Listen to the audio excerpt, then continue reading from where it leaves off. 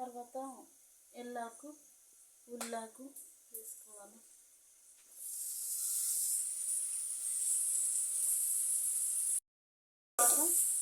మనం కడిగి పెట్టుకున్న బియ్యం వేసుకోవాలి.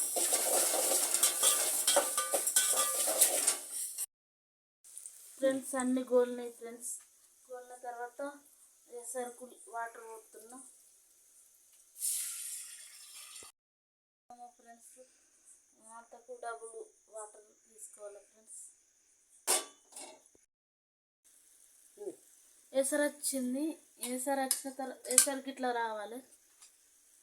వచ్చిన తర్వాత బియ్యం నానబెట్టుకున్న బియ్యం ఎత్తున్నాం. ఫ్రెండ్స్